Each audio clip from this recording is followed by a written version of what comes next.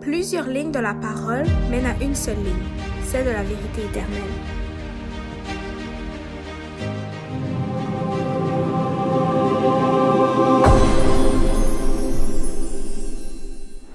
Donc, bonjour à tous et à chacun. Bienvenue aussi à tous ceux et celles qui sont parmi nous. Donc, aujourd'hui, on débute notre premier sabbat dans cette nouvelle année de 2022. Et donc, à chaque année, les gens prennent des résolutions. On prend soit des résolutions pour un meilleur mode de vie, une résolution pour une meilleure organisation. En fait, il y a divers buts, divers sujets que les gens visent en prenant une résolution. Et le plus souvent aussi, on entend que ces résolutions, les personnes les font, peut-être pendant 1 mois, pendant 2 mois, pendant 3 mois, mais c'est très rare qu'on entend des gens dire « j'ai réussi ma résolution de l'année dernière ». En fait, on voit surtout que ces résolutions sont dites sous l'effet de la fête, en fait peut-être l'effervescence d'une nouvelle année, pensant que c'est une nouvelle vie qui commence ou quelque chose de nouveau, un renouveau de l'année, qui était en fait justement le but de la fête à l'origine. C'était un but de ce genre justement. Mais aujourd'hui, notre résolution n'est pas nouvelle, mais j'ai quand même décidé de marquer le titre de notre sermon comme étant notre nouvelle résolution 2022. En fait, je ne vais pas vous donner de nouvelles résolutions, je ne vais pas vous dire quelque chose à vous dire, à faire, un but à accomplir, mais on va prendre la parole de Dieu et nous montrer ce que Dieu veut de nous en cette année 2022, mais en fait, ce qu'il veut de nous depuis toujours. En fait, je vais vous rappeler en ce début d'année ce que Dieu veut de chacun d'entre nous. Donc, ce sera un travail qu'on doit faire en fait depuis toujours, mais peut-être ça va vous rappeler qu'on doit faire ces choses chaque jour de notre vie. Et donc, ces résolutions-là vont en fait nous rapprocher de Jésus-Christ, nous amener à aimer davantage Jésus-Christ. Un chrétien de foi sincère est un chrétien qui mettra sa foi en pratique au quotidien. Car dire être dans la vérité, mais ne pas la vivre, n'est rien d'autre qu'une résolution oubliée ou abandonnée. C'est un peu ça. Quand on se fait baptiser, on prend la résolution de suivre Jésus-Christ.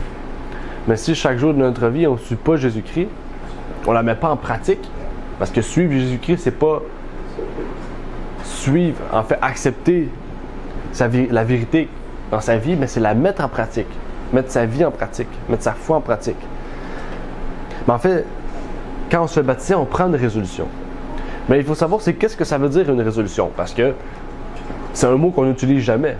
Un mot qu'on utilise une fois par année en 2022 ou en 2021, etc. Mais le dictionnaire Larousse nous décrit comme suit à propos de résolution. C'est un acte par lequel, après réflexion, on décide volontairement d'accomplir quelque chose. C'est pour ça que je vous ai parlé tantôt du baptême, parce que le baptême, c'est une réflexion. Vous prenez une réflexion de vouloir suivre ou non Jésus-Christ. Quand vous choisissez de vous faire baptiser, vous prenez la réflexion de marcher avec Jésus-Christ. Donc vous êtes volontaire. Votre cerveau est volontaire. Donc vous voulez suivre Jésus-Christ. Parce que vous croyez en lui, vous voulez le suivre. Donc, parce que vous avez la foi en lui, vous voulez mettre votre vie en pratique, en conformité avec lui. Ça, c'est une résolution, en fait. C'est un acte volontaire, après une réflexion, de vouloir suivre Jésus-Christ. Donc, c'est vraiment une marche quotidienne avec Jésus-Christ, une résolution. Donc, peut-être que, en comprenant le terme résolution, vous allez prendre cette résolution de suivre Jésus-Christ.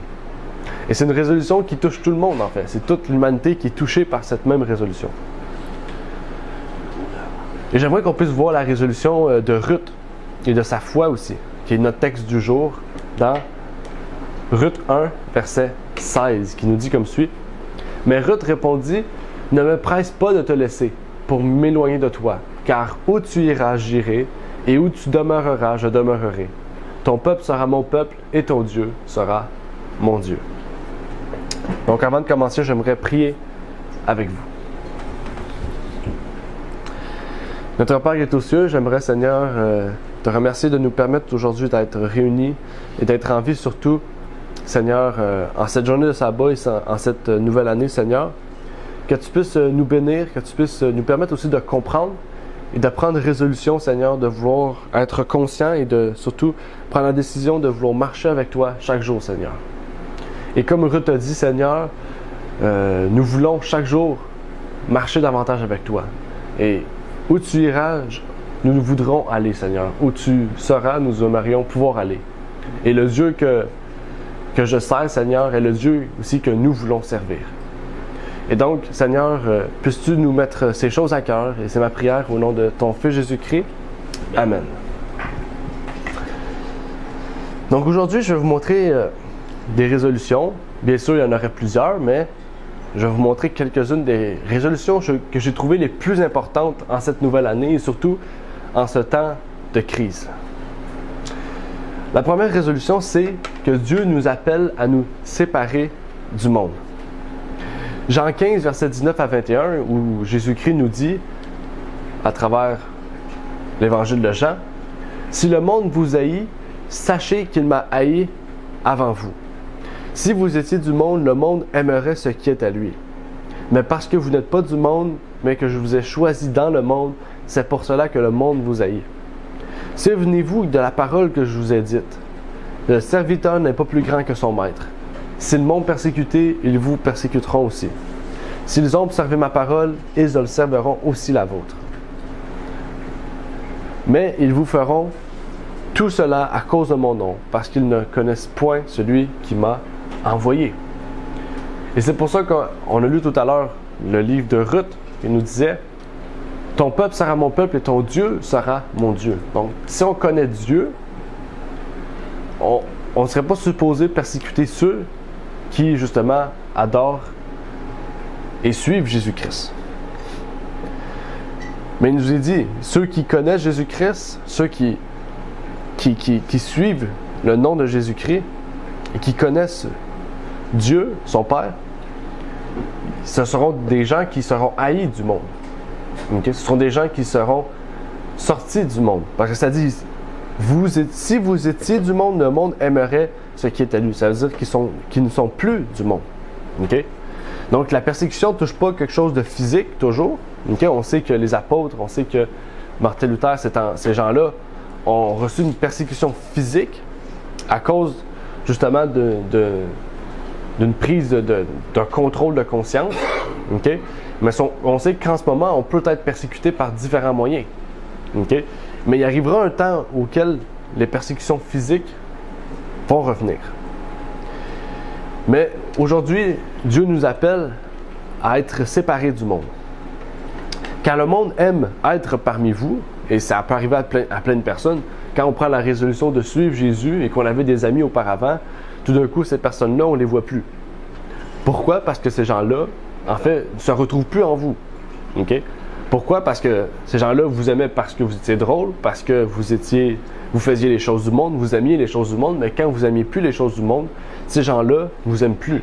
Et c'est là qu'on voit que ces gens-là n'étaient pas réellement vos amis. Et donc, c'est pour ça que Dieu nous appelle à ne plus avoir la foi dans le monde, ne plus avoir le monde, en fait, de ne plus être dans le monde, dans la foi mondaine, mais d'être dans la foi de Dieu, dans sa foi, de croire en lui. En fait, cette séparation, cette différence entre le monde chrétien et païen devrait nous mener à être persécutés dans les temps les plus difficiles. Parce que oui, se dire être chrétien, c'est facile, mais être un chrétien, c'est facile aussi si on accepte de suivre Jésus-Christ. Mais il y aura toujours deux distinctions. Il ne peut pas y avoir deux types de chrétiens. Il y a un type de chrétiens, ceux qui suivent Jésus-Christ. Ceux qui ne suivent pas Jésus-Christ, ce sont des chrétiens seulement de nom. Si nous restons fermes dès maintenant dans notre profession de foi, rappelez-vous la profession de foi, on l'a faite à notre baptême. Notre profession de foi, c'est de suivre Jésus-Christ. Alors, on va pouvoir rester ferme dans l'adversité. Cette persécution sera causée à cause de Jésus-Christ, parce qu'ils ne connaissent pas le Dieu unique. Ils ne connaissent pas le vrai Dieu, le Dieu véritable de la Bible. Mais nous savons que le monde terrestre n'a rien à nous offrir comparativement à ce qui nous attend au ciel. Et 1 Jean 4, versets 4 et 5, va dans le même sens, en nous disant « Vous, petits enfants, vous êtes de Dieu et vous les avez vaincus, parce que celui qui est en vous est plus grand que celui qui est dans le monde.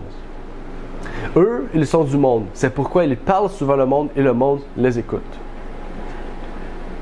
C'est-à-dire, c'est vous, petits enfants, vous êtes de Dieu. Et vous les avez vaincus parce que celui qui est en vous est plus grand que celui qui est dans le monde. Et donc, on comprend bien que si on a Dieu en nous, on est déjà vainqueur du monde. On est déjà vainqueur du monde. Parce que le Dieu du ciel est plus grand que le Dieu de ce monde. Donc, il y a un choix à faire en celui qui vit en nous.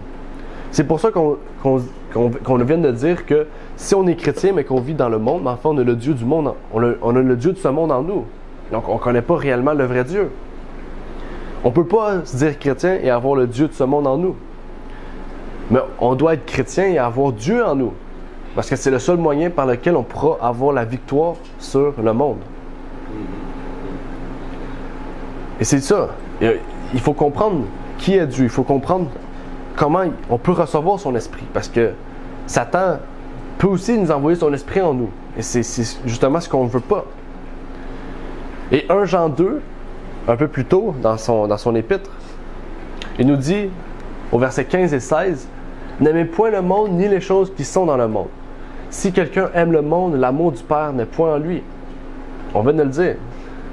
Si quelqu'un aime le monde, l'amour du Père n'est point en lui. C'est-à-dire que Dieu n'est point en lui. C'est-à-dire qu'on n'est pas vainqueur du monde. Car tout ce qui est dans le monde, la convoitise de la chair, la convoitise des dieux et l'orgueil de la vie, ne vient point du Père, mais du monde. Donc là, il nous dit ici, qu'est-ce qu'aimer le monde? Aimer le monde, et donc tout ce qui se trouve dans le monde, c'est la convoitise de la chair, la convoitise des yeux, l'orgueil de la vie, etc. Il y en aurait d'autres. Ces trois principes-là, c'est des principes, en fait, qui sont majoritaires dans le monde. En fait, l'amour du monde est contraire de l'amour de Dieu. Parce que l'amour de Dieu, c'est l'amour agapé. Tout ce que le monde apporte est contraire à ce que Dieu veut nous apporter et peut nous apporter.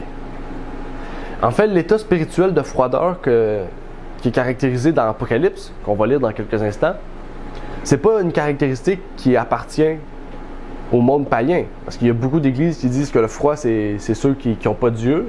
Le tiède, c'est les chrétiens qui sont juste chrétiens de nom. Puis le chaud, c'est tous ceux qui sont dans la vérité, pour eux, entre guillemets. Tandis que non, le froid, le tiède et le chaud caractérisent des états dans le christianisme.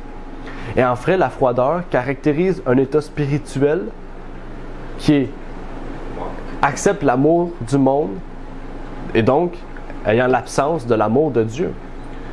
Donc les chrétiens de nom, qui aiment le monde, sont des chrétiens froids. Parce que l'amour du monde, c'est l'absence de l'amour de Dieu. En fait, s'il n'y a pas Dieu en vous, c'est l'amour du monde qui est en vous. Et Uriel Smith écrit dans son livre, dans Réflexion sur le livre de l'Apocalypse, de l'édition Ligne de vérité, il nous a dit « Mais quel genre d'état spirituel est désigné par le terme froid? Remarquons d'abord que c'est un état de sentiment. À cet égard, il est supérieur à la tiédeur, qui est un état d'insensibilité, d'indifférence et de suprême satisfaction de soi. Être chaud est aussi être dans un état de sensibilité. Et comme chaud dénote une ferveur joyeuse et un exercice vif de toutes les affections, avec un cœur bouillant, avec la présence sensible et l'amour de Dieu, de même, il semblerait que par le froid, une condition spirituelle caractérisée par un dénuement de ses traits, dans lequel l'individu ressent un tel dénuement et aspire à retrouver ses trésors perdus. Donc c'est ça en fait. OK? C'est quoi le bouillant? Le bouillant, c'est un état de sentiment qui est sensible, OK? Avec la présence sensible et l'amour de Dieu. OK? Donc, l'état bouillant, c'est un état de sensibilité, un état de sentiment, mais d'amour pour Dieu. Tandis que le froid, c'est un état de sentiment, mais pour l'amour du monde et à la recherche de ce qu'on a perdu, en fait, en ayant accepté Dieu. Parce que quand on prend la décision de Dieu, oui, on quitte des choses, mais on peut les retrouver. Et c'est ça, en fait. Le froid recherche à trouver ces choses qu'il a perdues quand il était chaud. La froideur, la tiédeur et la chaleur sont des caractéristiques définissant, donc, 3 états du chrétien. Et c'est pour ça que les 3 dernières églises caractérisent ces 3 états, en fait. Sardes caractérise le froid, Philadelphie caractérise la chaleur et Laodicée caractérise la tiédeur. Et nous pourrions sortir encore plusieurs textes en lien avec tout ce que nous venons de dire, mais j'aimerais pouvoir passer à l'autre section, puisque n'oubliez pas, il y a plusieurs autres sections à voir à ce sujet. Et je vous invite à aller écouter cette prédication si vous ne l'avez pas vue, L'amour des plaisirs, qui va sortir sur notre chaîne dans quelques semaines. Donc je vous invite à pouvoir l'écouter et ça va vous indiquer davantage en lien avec ce sujet. Mais Dieu nous appelle à quelque chose aussi de mieux. Parce que quand on quitte le monde, ça nous appelle aussi à nous sanctifier. Et en fait, la sanctification, c'est le fait aussi de se rapprocher davantage de Dieu. Le fait de se rapprocher davantage à ce que Dieu demande du chrétien. Et j'aimerais pouvoir débuter cette section avec un texte de l'Esprit de prophétie que j'ai trouvé vraiment intéressant à ce sujet. Dans My Life Today de Ellen White, on peut y lire: La véritable sanctification est une conformité totale à la volonté de Dieu. Les pensées et les sentiments rebelles sont surmontés, et la voix de Jésus éveille une vie nouvelle qui envahit tout l'être. Ceux qui sont vraiment sanctifiés n'érigent pas leur propre opinion en normes du bien et du mal. Ils ne sont pas fanatiques ou pharisaïques, mais ils sont jaloux d'eux-mêmes, craignant toujours, de peur qu'une promesse ne leur soit laissée, de ne pas remplir les conditions sur lesquelles ces promesses sont basées. La sanctification biblique ne consiste pas en une forte émotion. C'est ici que beaucoup se fourvoient. Ils font des sentiments leurs critères. Lorsqu'ils se sentent exaltés ou heureux, ils affirment qu'ils sont sanctifiés. Des sentiments heureux ou l'absence de joie ne sont pas une preuve qu'une personne est ou n'est pas sanctifiée. La sanctification instantanée n'existe pas. La véritable sanctification est un travail quotidien qui se poursuit aussi longtemps que dure la vie. Ceux qui luttent contre les tentations quotidiennes, qui surmontent leur propre tendance au péché et qui recherchent la sainteté du cœur et de la vie, ne se vantent pas de leur sainteté. Ils ont faim et soif de justice. Le péché leur apparaît comme extrêmement mauvais. La véritable sanctification est une sanctification de tout notre être. Donc, notre esprit, notre corps physique, notre extérieur, selon la parole de Dieu. En fait, tout notre être. Okay? Donc, tout ce qui nous touche. Puis, on a vu la dernière fois, je vais en parler dans quelques instants, mais on a vu la dernière fois aussi, dans notre étude sur la perfection chrétienne, que aussi notre mode de vie, en fait, rentre dans la sanctification. Okay? De plus, une des erreurs des chrétiens est de donner notre propre opinion de ce qui est juste ou injuste. Et un des problèmes dans ça, justement, de donner notre opinion de ce qui est bien ou mal, c'est que, justement, si on est des chrétiens froids, on est pervertis par ce qui est bien et mal du monde, en fait. Okay? Donc, on peut autant bien dire quelque chose qui est mal, le dire bien, et quelque chose qui est bien, le dire mal. Et c'est pour ça que Dieu nous appelle toujours à prendre la parole de Dieu comme source de justice. En fait, la base de notre opinion devrait être basée sur la parole de Dieu. Okay? Donc oui, chaque personne peut avoir son opinion sur des sujets bibliques, okay? Mais quand il s'agit de quelque chose qui est bel et bien décrit comme la Bible, okay? Comme une doctrine, comme quelque chose qui est vraiment dit, par exemple le sabbat, personne ne peut avoir son propre opinion sur le sabbat. Le sabbat est défini dans la Bible, et il y a différentes choses qui sont définies comme telles. Okay? Par exemple, que le sabbat, c'est du coucher au soleil ou au lever du soleil. Quelqu'un ne peut pas dire, moi, j'observe le sabbat à minuit. Tandis que la Bible dit du lever au coucher, par exemple. C'est des exemples que je vous donne. Je vous montre que la Bible nous montre des choses précises, vraiment à observer, en fait. Okay? Puis quand quelque chose n'est pas écrit dans la Bible ou textuellement, qui ne nous montre pas, en fait, quelque chose de précis, là on peut en faire une opinion à la lumière de la parole de Dieu, mais pas une opinion basée sur en fait la vie en dehors de la Bible en fait. Et donc j'aimerais aussi vous lire une autre citation du frère Daniel Bourdeau, okay? Donc c'est lui qui a intégré l'œuvre adventiste au Québec, qui a dit comme suit dans son livre Sanctification à la page 11: à mesure que l'enfant de Dieu contemple la vérité, il voit progressivement la gloire du Seigneur et tombe amoureux de son merveilleux caractère. Sous l'influence de la vérité divine, il voit quelques beaux traits du caractère chrétien et s'y conforme. Et ainsi, il grandit en Christ et s'assimile à sa ressemblance. La lumière brille sur une autre qualité, puis sur une autre, et il surmonte et surmonte, devenant de plus en plus fort, de plus en plus saint, en imitant le modèle parfait, et ainsi il est changé de gloire en gloire à l'image du Christ. Donc je trouvais que c'est un texte vraiment intéressant, parce que ça nous montre vraiment c'est quoi être changé de gloire en gloire. Dieu veut de nous que nous regardons, Dieu veut de nous que nous nous regardons dans un miroir pour changer de jour en jour notre caractère. OK? On peut prendre l'exemple de Jacques, qui dit quoi?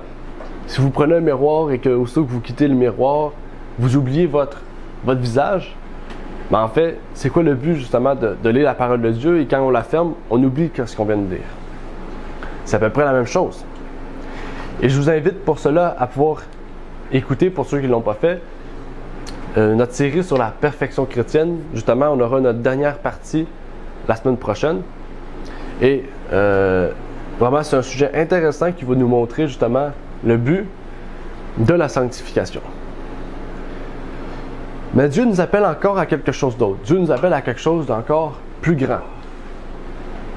Dieu nous appelle à hâter le retour de Jésus-Christ. Oui, Dieu nous appelle, oui, à attendre le retour de Jésus-Christ avec une parfaite espérance, mais il nous dit aussi hâter le retour de Jésus-Christ.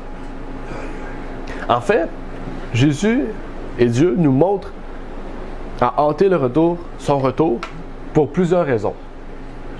La première, c'est pour que le péché soit détruit.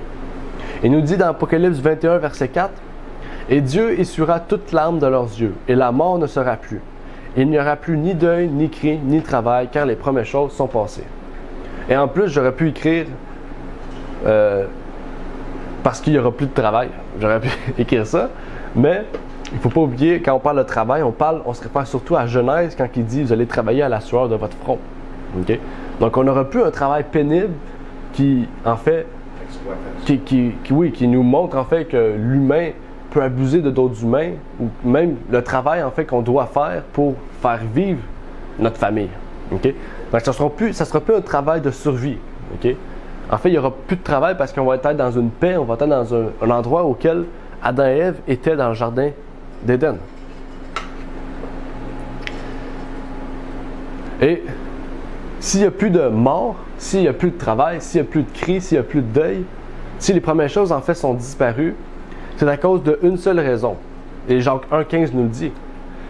Il y a un seul verset nous le dit, c'est « Le péché étant consommé engendre la mort ». En fait, il n'y a plus de mort parce qu'il n'y a plus de péché. Okay? Donc, pour ceux peut-être qu'il a vu, pour que le péché soit détruit, le verset ne concordait pas, c'est parce que s'il n'y a plus de travail, s'il n'y a plus de deuil, s'il n'y a plus de cris, s'il n'y a plus de mort, c'est parce qu'il n'y a plus de péché. Le péché a causé le fait qu'on doit travailler à la sueur de notre front. Okay? C'est une obligation en fait du péché. Aussi longtemps qu'il y aura le péché, on devra travailler. Il nous dit aussi dans Ecclésiaste 12, verset 16, et ça nous montre aussi que pour que la justice soit rendue, c'est aussi un fait qu'on doit hâter le retour de Jésus-Christ. Il nous dit ici, « Car Dieu fera venir toute œuvre en jugement avec tout ce qui est caché, soit bien, soit mal. » Okay? Donc, pour ceux et celles qui recherchent une justice équitable, Dieu nous montre que si on fait hâter le retour de Jésus-Christ, bien, il y aura une justice équitable parce que toute œuvre sera en jugement. Donc, ce qui est bien, ce qui est mal. Aussi, une autre chose que Dieu nous invite, c'est pour le retour de la paix. Dans Ésaïe 65, 17, ça nous dit « Car voici, je vais créer de nouveaux cieux et une nouvelle terre. On ne se souviendra plus des choses passées et elles ne reviendront plus en mémoire. » Donc, en créant ce nouveau cieux et une nouvelle terre, il restaure la paix qui avait été mise dans le jardin d'Éden. Et pour avoir ce retour de la paix, il faudra avoir une nouvelle terre purifiée par le péché. C'est là qu'on voit qu'il y a un lien dans ces trois choses-là qu'on y voit. Et là, on pourra obtenir encore plus tout ce qui est écrit dans Ésaïe 65 et 66. Je ne l'ai pas marqué, mais dans Ésaïe 65 et 66, il y a plusieurs choses qui est offert à celui qui veille et qui hâte le retour de Jésus-Christ. Il nous dit que la Nouvelle Jérusalem sera la capitale et la métropole de l'humanité, de la nation juste. Il n'y aura plus de détresse. Il n'y aura plus aussi de vieillards, ni d'enfants. On va pouvoir avoir notre propre maison, nos propres vignes. Les animaux seront tous herbivores, donc on pourra avoir l'animal qu'on veut, voir l'animal qu'on veut.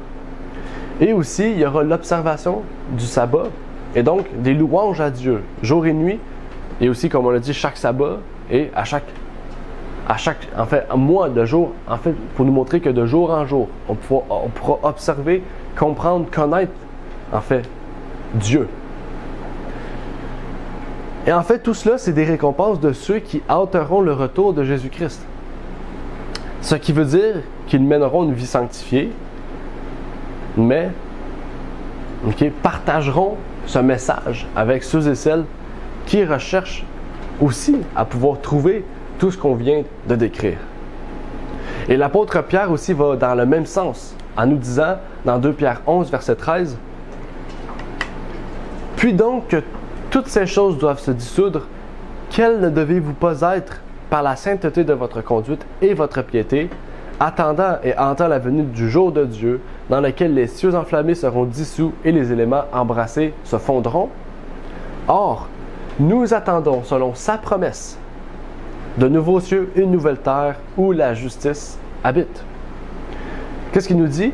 Nous attendons selon sa promesse. La promesse de qui? La promesse du Christ, qui a dit qu'il reviendra. Okay? Et dans Ésaïe, il a dit qu'il ferait de nouveaux cieux et une nouvelle terre. Donc, en fait, même Pierre attendait, selon sa promesse, justement, il hâtait la venue de Jésus-Christ pour que de nouveaux cieux et une nouvelle terre soient mis, pour que la justice y habite. Parce que si c'est Dieu qui habite dans cette nation, c'est que la justice est présente. Dieu est justice. Sa loi est juste. Et ça dit, attendant et hantant la venue du jour de Dieu. Le jour de Dieu, c'est justement le jour auquel les cieux et la terre vont être mis, auquel le jugement va être exécuté et que tout va être détruit. Pierre nous dit d'attendre et de hâter. Mais pour cela, pour hâter, il faut faire son travail. OK? Bien sûr, il y a différents moyens de faire son travail, mais il faut avancer, il faut faire en sorte que Jésus-Christ puisse revenir rapidement.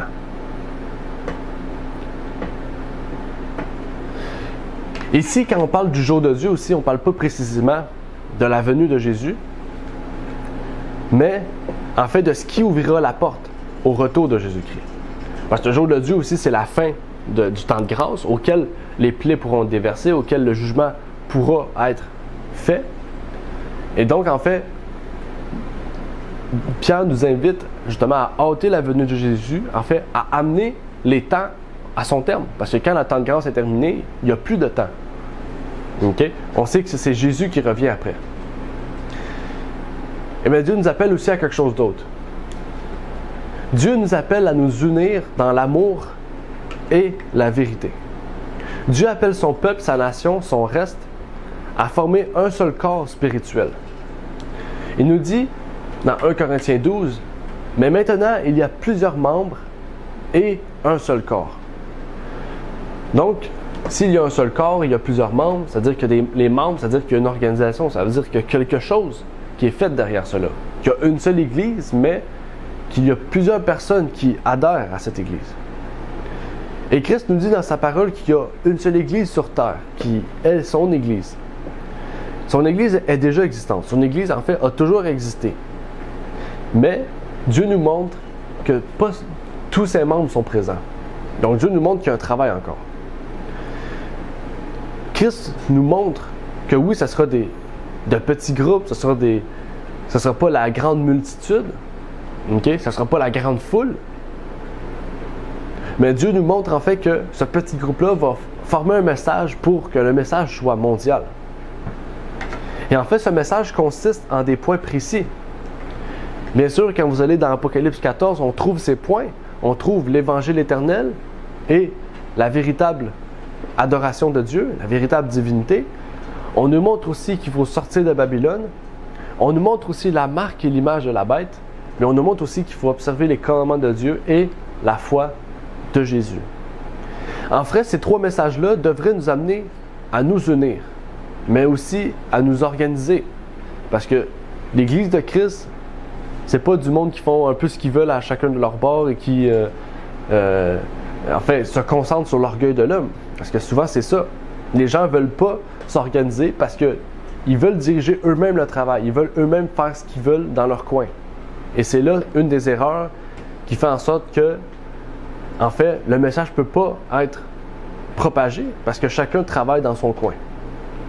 Et donc, mon invitation aujourd'hui, c'est que nous puissions tous nous unir sur ce message pour faire avancer l'œuvre et amener à terme cette œuvre. Et la servante du Seigneur nous dit aussi dans Testimonies for the Church, volume 31, que l'union et l'amour puissent exister entre ses disciples. Tel était le sens de la dernière prière de notre Sauveur pour eux avant sa crucifixion.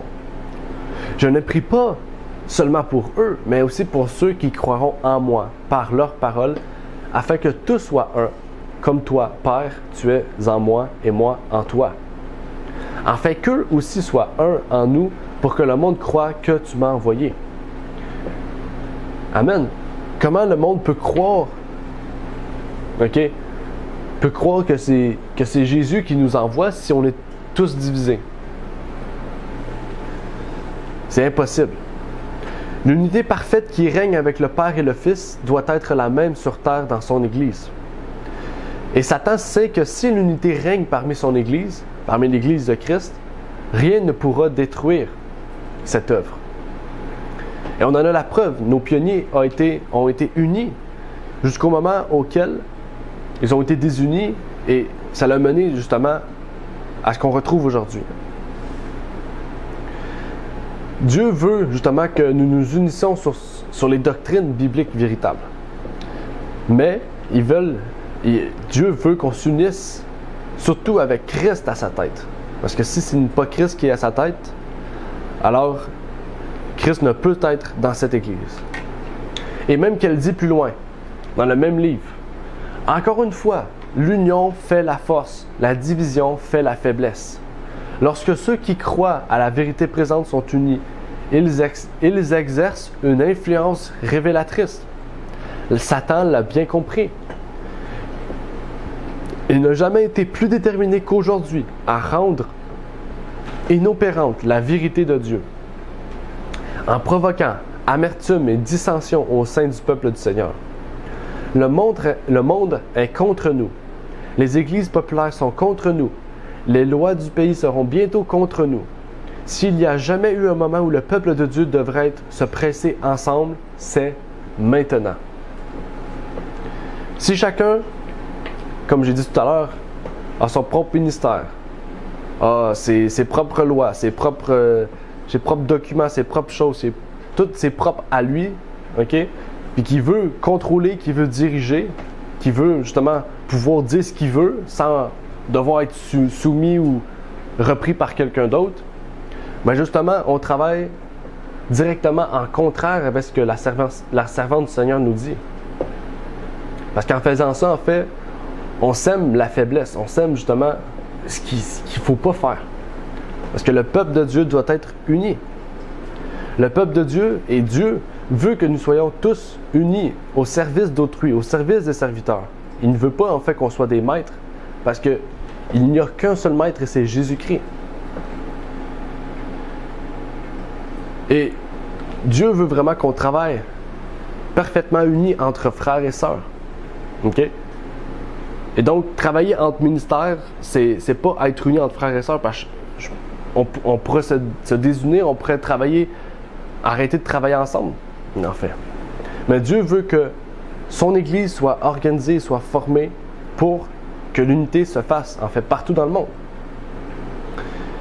Pour terminer sur ce sujet-là, j'aimerais pouvoir aussi dire quelque chose en lien avec l'organisation, puisque certaines personnes disent que, en fait, le processus d'organisation qui se fait en ce moment, c'est revenir à l'état de la papauté. Et j'aimerais vous lire une citation de la servante du Seigneur qui nous montre en fait que c'est faux. Elle nous dit: « Satan déploie des efforts calculés pour que les chrétiens engagés s'éloignent le plus possible des dispositions que le ciel a prises. Ainsi, l'adversaire induit en erreur, même ceux qui se réclament de leur appartenance au peuple de Dieu. Il leur fait croire que l'ordre et la discipline sont incompatibles avec la spiritualité et qu'ils n'ont rien de mieux à faire que de laisser chacun agir à sa guise. Et surtout, de bien se démarquer des communautés chrétiennes où règne la cohésion et qui s'applique à maintenir la discipline et l'unité d'action. Dans cette optique, tous les efforts faits en vue d'y parvenir sont considérés comme dangereux, comme une atteinte aux droits de la liberté, donc à redouter au même titre que la papauté. Ces égarés se vantent de leur liberté absolue de pensée et d'action. Ils ne se fient qu'à leur propre jugement. Ils ne se sentent redevables envers personne. Satan s'est toujours efforcé de faire croire aux humains que c'est la volonté divine, qu'ils mènent leur barque à leur gré et qu'ils se choisissent leur propre ligne de conduite indépendamment de leurs frères. Et donc, elle l'a bien dit, ces égarés, donc ceux qui pensent que seulement par un ministère, okay, donc c'est-à-dire que chaque personne a un dirigeant et que chaque personne travaille comme il veut, en fait ça c'est la liberté d'action et de pensée, mais ça dit ici qu'ils se fient à leur propre jugement ou au groupe seulement qui s'occupe de ce ministère. Tandis que Dieu nous appelle pas à nous fier à notre propre jugement, mais à nous fier à ce que la Bible nous dit. Okay?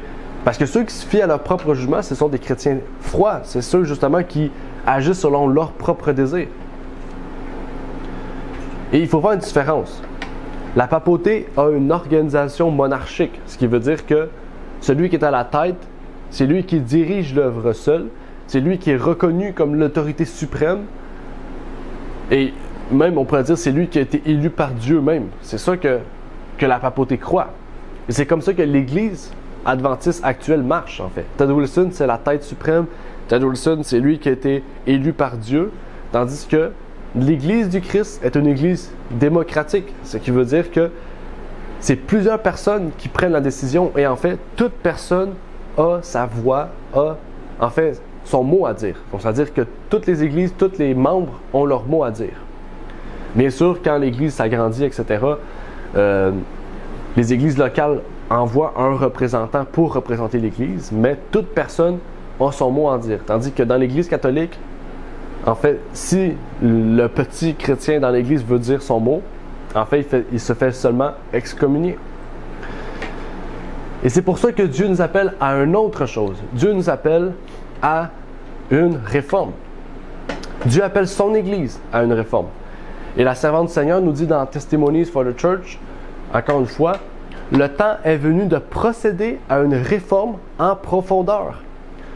Lorsque cette réforme commencera, l'esprit de prière animera chaque croyant et bannira l'Église, l'esprit de discorde et de dispute. Ceux qui n'ont pas vécu en communion chrétienne se rapprocheront les uns des autres.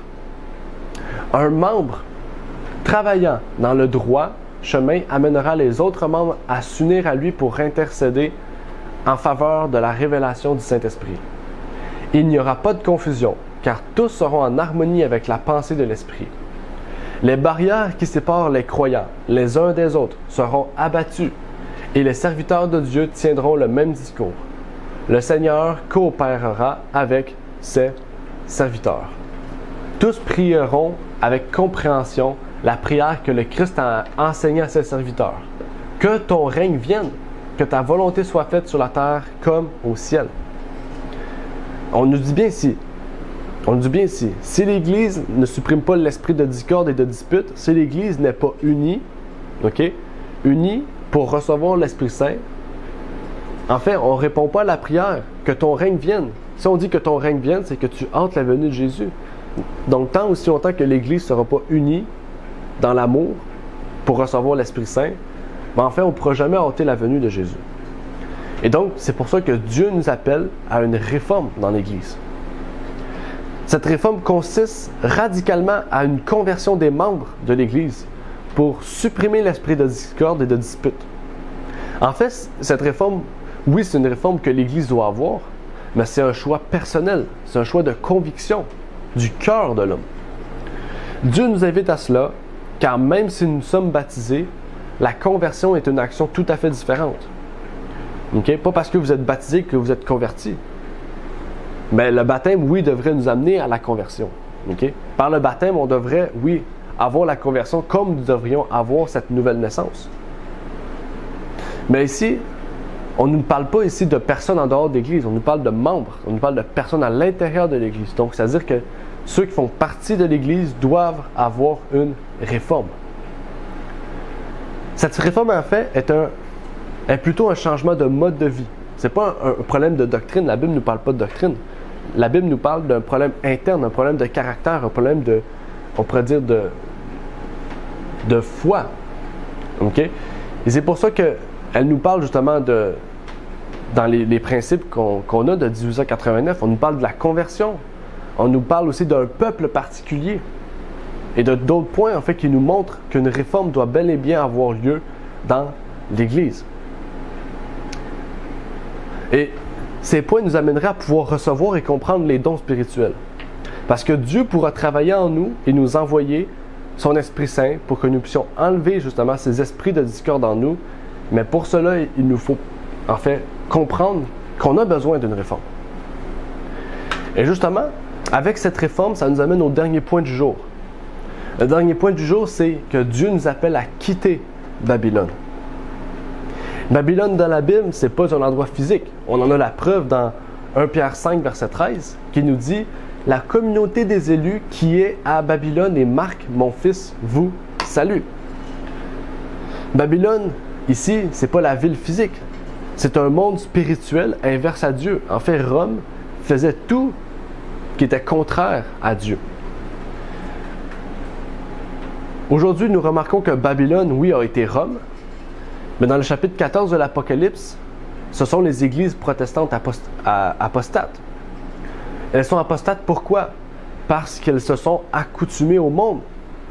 Oui, par leurs pratiques religieuses, par leur activité sociale, mais aussi par l'état de la foi interne des églises protestantes. Et Dieu nous invite à quitter Babylone dans plusieurs sens au travers de la Bible, mais aussi de l'esprit de prophétie. On peut parler de la musique, on peut parler des pratiques religieuses, par exemple des femmes pasteurs, du sentimentalisme, du spiritisme, qui sont toutes des choses qui sont entrées dans les églises. On peut parler des pratiques sociales, par exemple le cinéma, les réseaux sociaux, même les danses, les bijoux, etc. On peut parler des grandes villes aussi. Dieu nous appelle à quitter les grandes villes. On peut parler aussi de sa mode. On peut parler de son éducation aussi. En fait, il y en aurait tellement que je n'ai pas pu toutes les nommer. Je vais nommer les grands points. Mais Dieu nous invite à quitter Babylone. Et oui, au début, on a vu Dieu nous appelle à quitter le monde. Mais ici, on peut quitter le monde dans le sens, on peut sortir du monde, aller vivre à la campagne et pourtant être encore dans Babylone. Pas parce qu'on quitte pour aller à la campagne qu'on n'est plus dans Babylone. Mais la campagne, c'est le premier pas qui peut nous permettre de nous détacher de Babylone. Parce qu'être à la campagne, ça nous permet de nous ressourcer à Jésus-Christ, mais de nous ressourcer aussi avec notre famille, avec nos proches, avec ceux qui vivent avec nous. Parce qu'on n'a plus un lien, on pourrait dire, direct avec le monde. Et Dieu nous appelle à toutes ces choses. Et c'est des choses qu'on doit y prendre. Et comme je vous ai dit tout à l'heure, c'est une résolution. Une résolution, c'est pas comme les gens font après quelques verres de boisson, puis de dire « Cette année, je vais perdre 10 livres ». Non, une résolution, c'est quelque chose qui est réfléchi, auquel on prend connaissance, qu'on est conscient et qu'on accepte dans notre vie. En fait, le baptême, c'est une résolution de foi qu'on a en Jésus-Christ. Parce que la fin arrive bientôt. Et ceux qui seront dans Babylone, en fait, n'auront plus de temps bientôt pour sortir. Et donc aujourd'hui, je vous invite peut-être pas à prendre tout de suite la résolution, mais surtout à réfléchir et à prier pour que vous puissiez prendre ces résolutions. Et c'est des choses qui peuvent être faites en couple, entre frères et sœurs. Ça peut être des résolutions en famille, pour quelqu'un vraiment qui recherche le même but. Et Jésus nous dit, dans Luc 12, verset 36, « Et soyez comme des hommes qui attendent que leur maître revienne des noces, afin que quand il reviendra et qu'il heurtera la porte, il lui ouvre aussitôt. » Donc, si on attend le maître, mais qu'on n'est pas prêt, est-ce qu'on va lui ouvrir aussitôt? Non, on va attendre, on va dire « Ah, il me reste 5 minutes, je vais me préparer. » Puis quand on va ouvrir, peut-être qu'il ne sera plus là. Peut-être parce qu'il va quitter la porte de votre cœur et vous aurez perdu le salut. Et c'est pour ça que Dieu nous invite à être prêts à tout moment à recevoir notre Maître, à recevoir Jésus-Christ. Parce qu'il dit qu'il revient des noces, c'est-à-dire qu'il revient des noces pour aller nous chercher, pour nous amener dans ce repas céleste. Et donc, ça pourrait nous arriver autant qu'à ceux de dehors. Il faut s'inclure aussi dans ces choses. Et donc, aujourd'hui, je vous invite à ne pas commettre l'erreur de croire que parce que nous connaissons la vérité, que cela veut dire que nous sommes sauvés automatiquement. Parce que la vérité nous amène à une vie pratique. Et peut-être que cette vie pratique, on ne l'a pas encore. Ou qu'on ne l'a pas totalement. En fait, dans la Bible, il n'y a pas de « une fois sauvé, une fois toujours sauvé ». Il n'y a pas de « baptisé, toujours sauvé ». Parce que le salut existe que pour celui qui persévère jusqu'à la fin. La Bible, c'est ce qu'elle nous dit. Celui qui persévérera jusqu'à la fin aura la vie.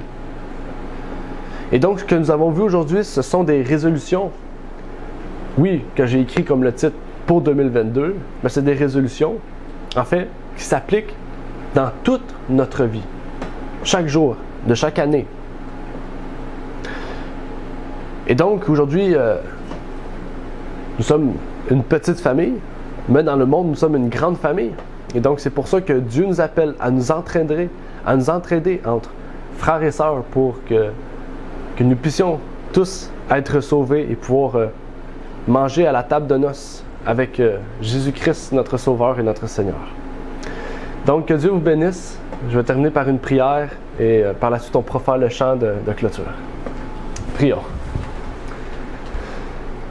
Notre Père qui est aux cieux, j'aimerais te prier, Seigneur, pour te remercier de nous avoir permis aujourd'hui d'avoir pu discuter de cela, Seigneur.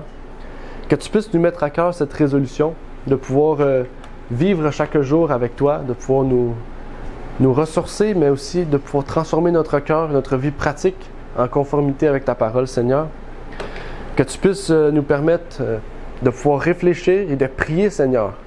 Que nous soyons jeunes, que nous soyons enfants, adolescents, toutes personnes qui sont conscients, Seigneur, de leur salut, Seigneur. Que tu puisses leur mettre à cœur de rechercher, Seigneur, à vraiment hâter ton retour, à pouvoir nous unir dans l'amour et dans la vérité, de pouvoir quitter Babylone, Seigneur. C'est ma prière pour ceux et celles qui nous écoutent, mais pour tous ceux et celles, Seigneur, qui sont dans le monde et qui recherchent à vouloir te suivre, Seigneur.